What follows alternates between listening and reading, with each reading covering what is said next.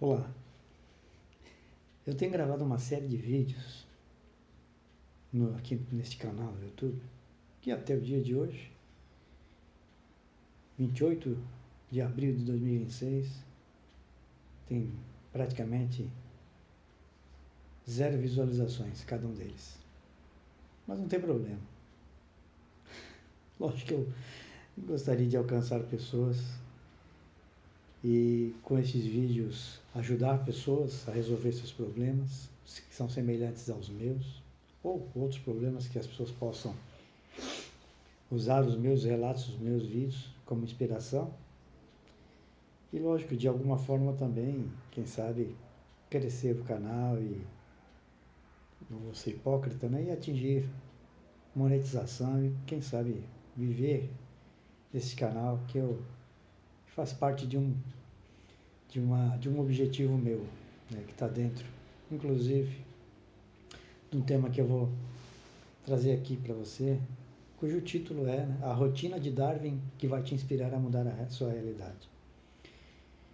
Eu achei interessante, eu ouvi em um vídeo, um rapaz comentando aqui no YouTube sobre a rotina de Darwin e o que ele fazia com essa rotina e as ideias que ele tinha, aquilo, toda a influência que ele trouxe, né, para toda a humanidade, vinha de inspiração e adquirida em rotinas dele, em algumas rotinas que ele tinha.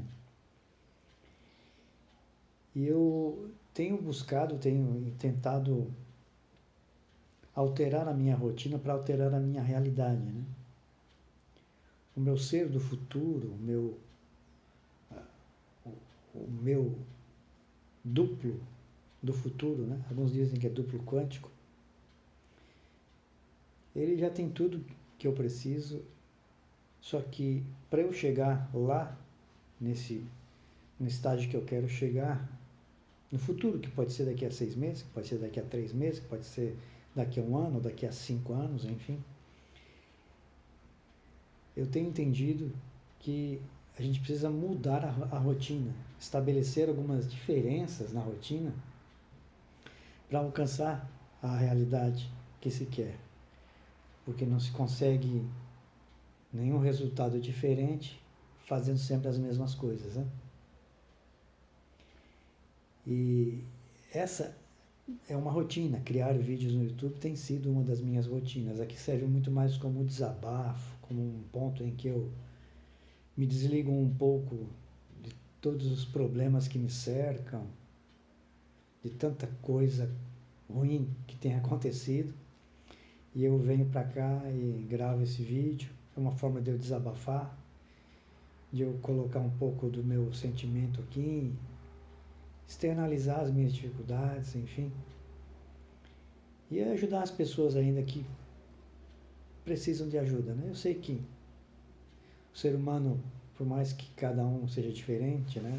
A assinatura do digital de cada um é diferente, mas padecemos dos mesmos problemas, né? Das mesmas dificuldades. Eu tenho entendido que eu preciso mudar a minha rotina. Eu já vinha praticando isso há algum tempo, pois parei, mudou o foco, a correria do dia, a loucura de ter que fazer para mudar, ter que fazer. Enfim, adiantou para alguma coisa? Para nada. Eu ter que fazer, né? Preciso fazer, tenho isso, o esforço sem inspiração, né? Um esforço sem orientação. Sem orientação. Orientação divina, orientação cósmica, orientação espiritual, seja lá como você entenda ou queira, né, chamar. E esse fazer para ter resultado não adiantou, não deu em nada, continua não dando em nada e só piorando cada vez mais aquilo que já não está bom. Então eu preciso mudar a minha rotina para que o futuro, a minha realidade futura, se altere. E encontrei isso sobre Darwin. Darwin tinha uma rotina, e é interessante isso. Olha só, eu até fiz umas anotações aqui, e quero trazer essas anotações aqui para a gente ver o quão isso é importante na prática diária, né? Darwin, ele fazia 2 caminhadas principais por dia. Então, olha só, a rotina dele estava em caminhadas, digamos assim, em caminhar, né? Nas caminhadas dele. Digamos que a forma como ele conseguia escrever, criar as suas filosofias, seus pensamentos filosóficos, suas teorias, surgiam a partir de uma rotina de caminhadas. Então ele fazia 2 caminhadas.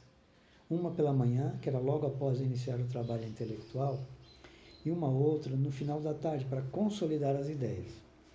Durante essas caminhadas, ele não estava descansando no sentido passivo, ele estava processando. Ele usava um método curioso, olha só que legal.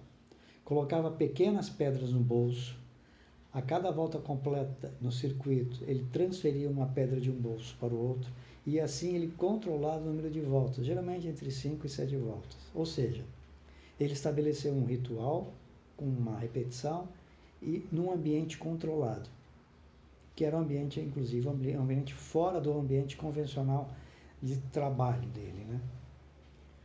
O que estava acontecendo no cérebro de Darwin?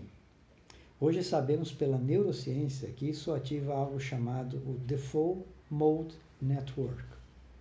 Essa rede cerebral entra em ação quando você não está focado em uma tarefa direta, está em estado leve de divagação e caminha, toma banho, dirige sem esforço cognitivo intenso.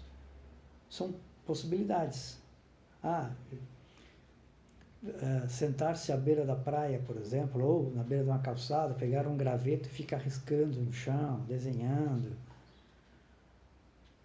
Ou simplesmente colocar um óculos de sol e ficar olhando para o céu azul. Então, vamos lá mais uma vez. Quando o cérebro não está em uma ação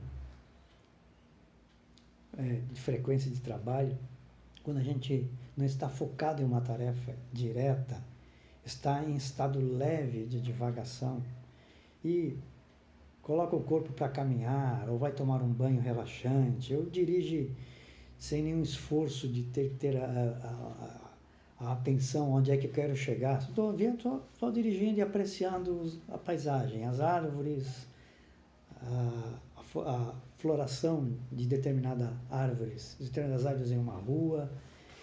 Tudo isso ativa esse Default Mode Network, né? Um modo de redes de conexão, né?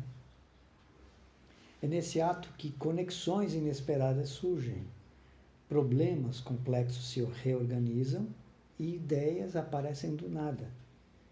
Darwin estava, na prática, hackeando o próprio cérebro. Interessante isso. E eu passei a praticar isso no meu dia a dia. Tenho praticado, lógico que não na intensidade que seria o ideal, mas tentado fazer, porque eu sou muito de anotar as tarefas e ter as tarefas do dia. Enquanto eu não resolvo aquela tarefa, aquilo fica pipocando na minha mente, fica me atormentando, sabe? Todos os dias eu luto contra isso para manter equilíbrio. Não consigo fazer agora, não vou fazer agora, não quero fazer agora, vou fazer depois, sabe? Então, isso faz parte da minha rotina, mas eu quero quebrar a rotina com estados que me proporcionem, com uma tranquilidade, criar, de repente, ter pensamentos criativos para dar o pontapé inicial, né, dar o primeiro passo, né, na direção da mudança, da transformação da minha realidade atual, que é uma realidade que me preocupa, que me desestimula, que me desanima, que me entristece demais. Uma realidade que envolve parte financeira, que envolve um emocional. Sou grato porque tenho uma esposa e uma filha que me dão suporte ainda, que estão comigo no meu dia a dia e que me trazem felicidade. Foram, se não fosse elas, e a minha mãe também, meu irmão gêmeo, acho que as coisas estariam indo para um caminho bem complicado. Tenho passado dias terríveis, dias difíceis. Os últimos 3 anos têm sido difíceis, mas no final do ano para cá, as coisas ganharam uma proporção desastrosa, desesperadora. Por isso eu estou nessa busca por trocar os meus hábitos, trocar a minha rotina por algo que construa o futuro que eu quero. Então, entendendo essa prática habitual de Darwin, me chamou a atenção e é interessante porque é parte de um cara que é científico, um cara científico, parte de um sujeito que mudou alguns rumos da humanidade, contribuiu com o crescimento da humanidade, do ser humano. E ele tinha essa prática. Se funcionou para ele, pode funcionar para mim, pode funcionar para você. Aliás, funciona, na verdade. Nós só precisamos ser práticos, ser constantes e frequentes, né? A questão não é ser perfeito, não é atingir a perfeição, mas é atingir a evolução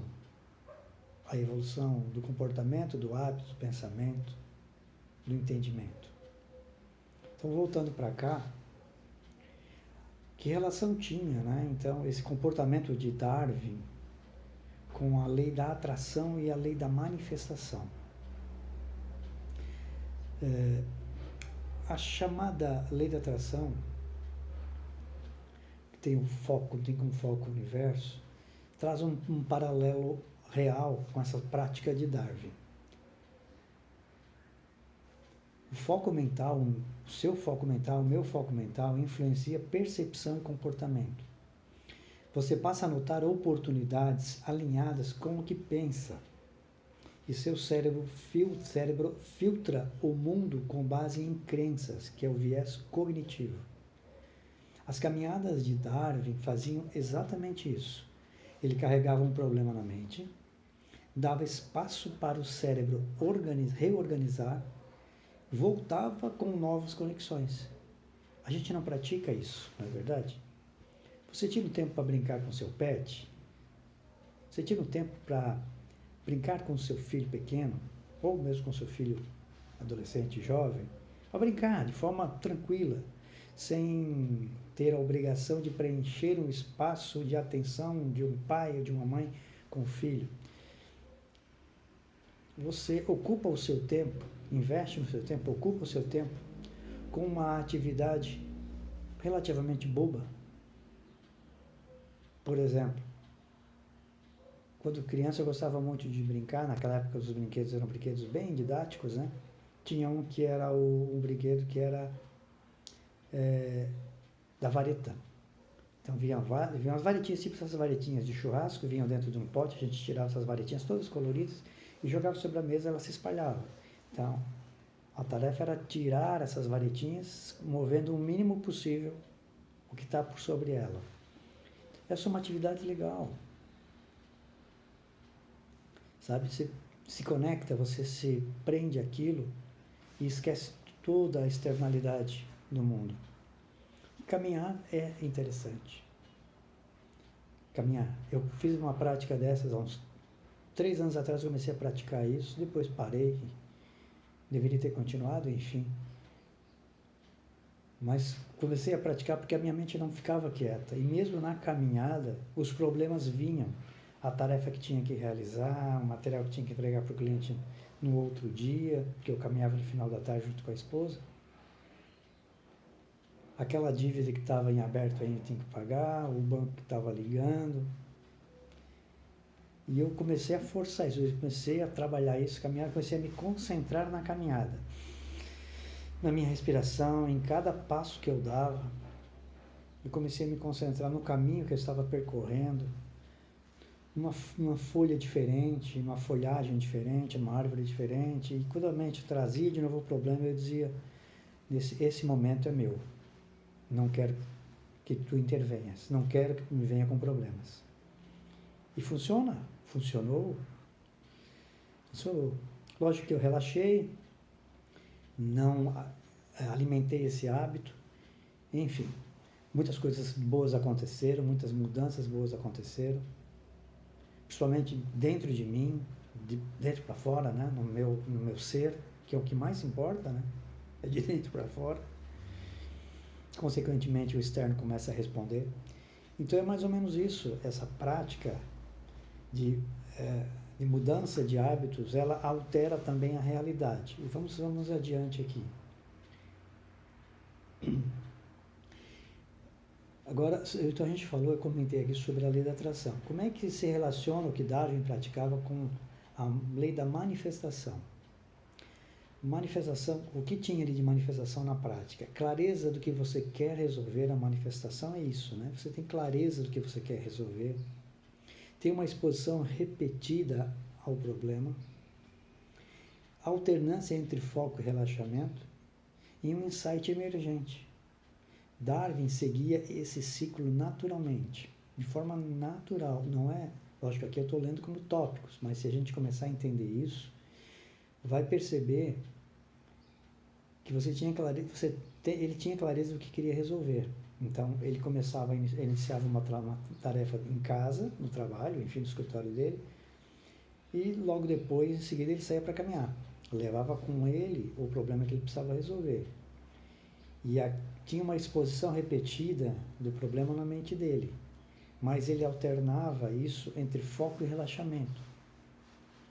E depois que ele encerrava, e ele dava muito mais atenção ao relaxamento, lógico, na caminhada, o insight vinha a ideia, vinha um pensamento sugestivo, que era o que ajudava ele a compor, a redigir, a escrever toda a riqueza de informação que ele nos deixou, de conteúdo que ele nos deixou.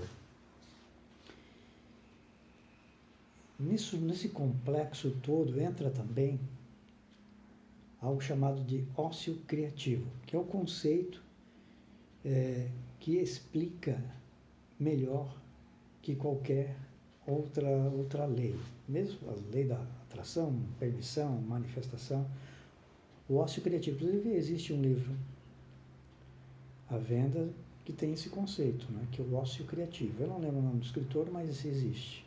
O poder do ócio criativo, se eu não estou enganado. O ócio criativo não é ficar parado sem propósito. Tem um propósito. Tá? Eu até entendo que você ficar deliberadamente com a mente tranquila, nem que seja só para botar uma música na sua tela da TV, uma música relaxante, fechar os olhos, isso é o ócio criativo. O objetivo disso é você recarregar a sua energia, encontrar uma solução para um problema, encontrar uma forma de mudar uma determinada situação. Então você aquieta a mente, nesse caso é aquietar a mente, e deixar trabalhar a sua percepção interna. Então, repetindo aqui, o ócio criativo é intercalar esforço mental com descanso ativo. Você intercala. Então, você sabe claramente, conscientemente, porque você está naquele momento de relaxamento, momento de realização de algo que sai fora da sua rotina, seja de tarefa doméstica, tarefa no trabalho, tarefa, enfim, qualquer outra tarefa que você execute. Então, alguns exemplos, né, de que a gente pode fazer, né? Caminhar, tomar um banho, ficar olhando a paisagem, fazer tarefas simples, Nesse estado, a gente consegue reduzir o ruído mental, que é um grande problema. Todos nós temos, uns em grande proporção, outros em baixa proporção, em média proporção.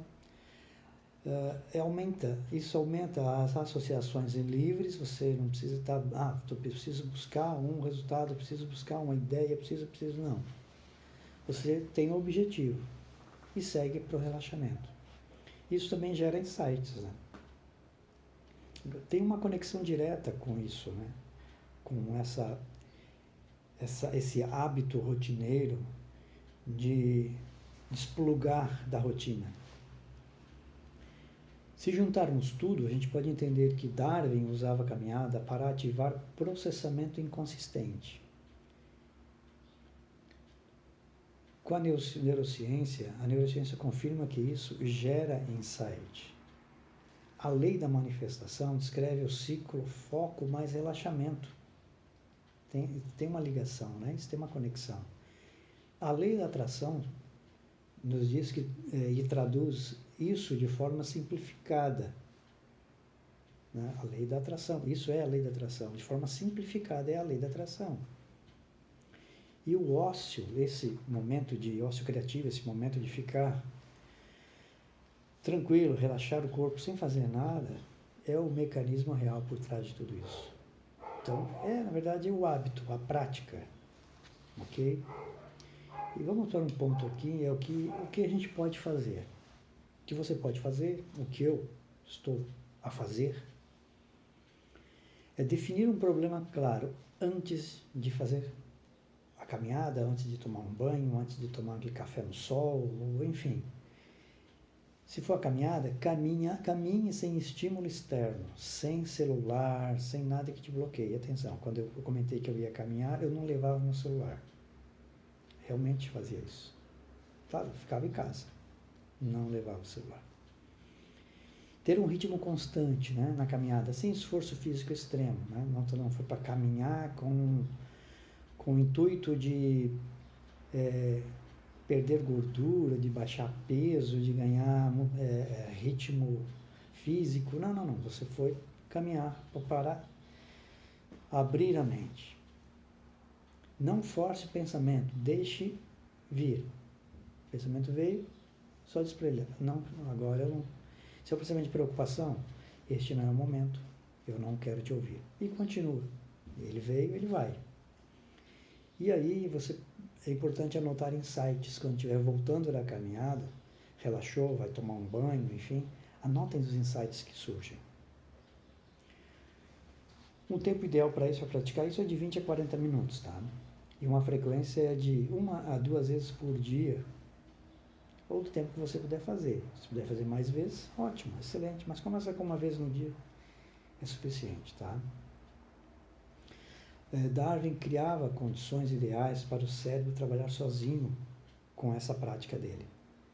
Ele alternava o foco intenso com descanso inteligente. É um descanso inteligente. E ele usava o corpo na caminhada para desbloquear a mente. Você pode até crochê, né? Fazer crochê. Minha mãe fazia crochê, minha avó fazia crochê. E é interessante isso, porque enquanto elas estavam ali, elas estavam atentas ao que estavam fazendo. E as preocupações certamente não vinham. Uma vez eu perguntei, mãe, qual é a sensação que a senhora sente ao fazer o crochê? O que vem à mente, o que vem? Ela disse, vem diversas coisas, mas a gente procura focar sempre no prazer de realizar aquilo. Porque se eu errar também a passada da linha, o nó vai ficar diferente, né? Não vai ficar linear, vai ficar feio. Então a gente se concentra naquilo que está fazendo. No início é difícil, porque a gente começa a pensar um monte de coisas, né? O feijão que tem que tirar para cozinhar. Minha mãe sempre foi dona de casa, né? Então tinha disso. O filho que tem que buscar na escola, o filho que tem que dar banho. Mas a gente se concentra naquele momento ali, é uma imersão. Aquilo ali se torna o mundo da gente. Legal, né? A lei da manifestação, diante disso que Darwin praticava, né, que ele exercia, a gente pode entender que tem, na verdade, clareza daquilo que ele fazia com clareza, ele tinha uma repetição, ele usava o ócio criativo e tinha um processamento inconsistente, ou seja, ele deixava que as coisas viessem ao natural, era um processamento inconsistente, não tinha constância, tipo, eu preciso pensar agora sobre, eu, por exemplo, como publicitário, muitas vezes eu sou forçado a parar e pensar o que eu vou fazer para esse cliente, como é que eu vou resolver aquela situação, aquela campanha, aquele negócio, enfim. Então, é nesse sentido, né? E a ideia aqui é exatamente essa, de a gente quebrar a rotina, né? Para mudar, a gente precisa dar um passo. Dar um passo para as coisas começarem a mudar. Realiza uma ação para que as coisas comecem a mudar. Toma iniciativa para que as coisas comecem a mudar. É lento, é demorado. Não tem um toque de mágica. Não tem. Tem dias que a gente levanta para cima, outro dia levanta para baixo. Né? Hoje é um dia que estou um pouco preocupado, mas não deixei de vir aqui para fazer esse vídeo. Aprimorar a minha fala com a câmera, aprimorar o conteúdo que eu trago, embora tenha 0 visualizações, mas é a forma que eu estou também encontrando para mudar minha rotina e externalizar o meu sentimento, minha frustração, os meus medos e o momento. E eu creio que a realidade vai se mostrar diferente para mim, por todas as iniciativas e por todas as práticas e rotinas que eu tenho mudado para mim, para o meu ser, para a minha vida. Espero que tenha te ajudado isso. Coloque em prática, testa, vai. Tá bom? Um abraço, obrigado.